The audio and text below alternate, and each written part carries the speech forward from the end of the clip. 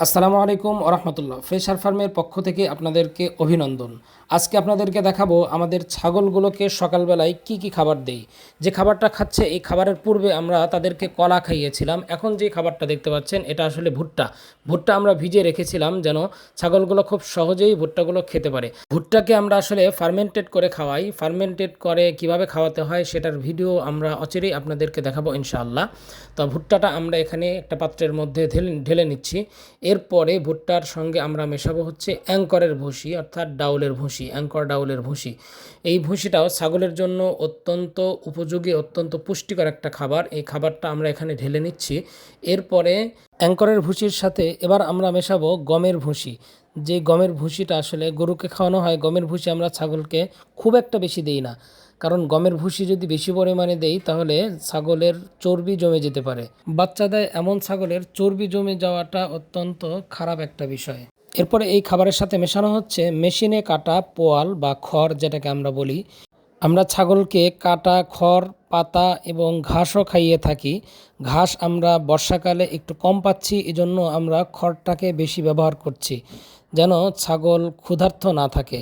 এরপর পরিমাণ মতো পানি নিয়ে সেই পানির সাথে আমরা মেশাবো চিটাগুড় বা লালিগুড়। লালিগুড় অত্যন্ত মিষ্টি, যে মিষ্টির কারণে ছাগলগুলো খাবার অত্যন্ত স্বাদের সাথে খায়, অত্যন্ত রুচির সাথে খায়।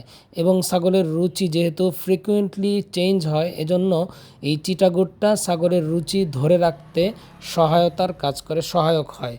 সো এবার আমরা এই লালিগুড় মিশ্রিত পানিটাকে সুন্দর করে মিশিয়ে নেব।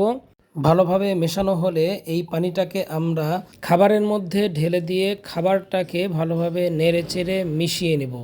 ভালোভাবে মেশানো হয়ে গেলে এই খাবারটা এবার খাওয়ার উপযুক্ত হয়ে যাবে। এবার চলুন ছাগলকে দেওয়ার পালা। এই যে দেখুন ছাগলকে আমরা দিয়ে দিচ্ছি, কত মজা করে তারা খায় এবার আপনারা দেখবেন। দেখুন সবগুলো ছাগল খাওয়ার জন্য কেমন ছটফট করছে, তাড়াহুড়ো করছে।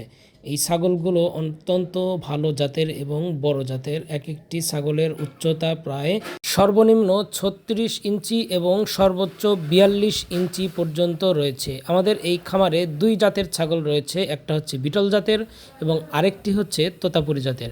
দুটোই উন্নত জাতের ছাগল। যারা ছাগল নিয়ে কাজ করতে যাচ্ছেন এবং গরু নিয়ে কাজ করতে চাচ্ছেন তারা আমাদের সঙ্গে যোগাযোগ রাখতে পারেন, আমাদের কাছ থেকে পরামর্শ নিতে পারেন। ইনশাআল্লাহ আমাদের সাধ্য অনুযায়ী আপনাদেরকে পরামর্শ দিয়ে আর সহযোগিতা করার চেষ্টা করব। দেখুন ছাগলগুলো কত সুন্দর করে খাচ্ছে। সো আজকের ভিডিও এ পর্যন্তই। পরবর্তী আরেকটি ভিডিওতে নতুন কোনো বিষয় নিয়ে আপনাদের সাথে কথা হবে, দেখা হবে। সে পর্যন্ত ভালো থাকবেন। আসসালামু আলাইকুম ওয়া রাহমাতুল্লাহি ওয়া বারাকাতুহু।